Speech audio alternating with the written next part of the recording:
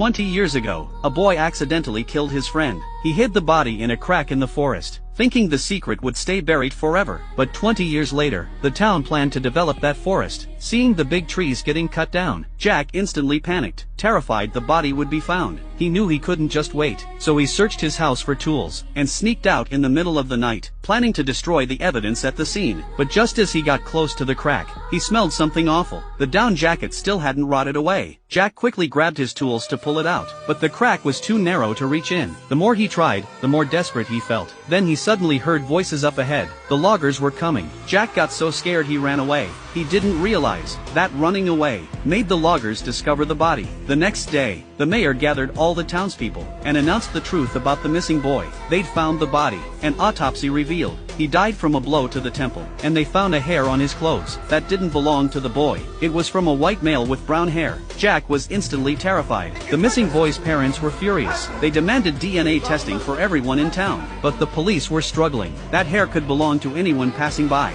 or even a homeless person, and 20 years had already passed. They couldn't force the whole town to get tested. The only option left was to store the hair in a database and wait for the killer's DNA to pop up someday, but that could take years. Jack felt relieved after hearing this. He thought as long as he never gave his DNA, he'd be safe forever. But he didn't expect. The next day at work, a driver suddenly came to find him and handed him a wristband. It was the one he dropped in the forest 20 years ago. Turns out the driver saw him back then, even though he didn't find the body. The missing boy's news spread the next day, and the driver suspected Jack right away. The driver urged Jack to turn himself in, then left the town for good. Jack fell into deep anxiety. Meanwhile, his girlfriend told him she was 3 months pregnant and wanted to get married. Jack denied the baby was his. His girlfriend told him to do a DNA test. Hearing DNA, Jack totally froze, and finally agreed to marry her. But the cruelest twist was, his girlfriend turned out to be the missing boy's sister, and his future father-in-law was the furious father of the boy he killed.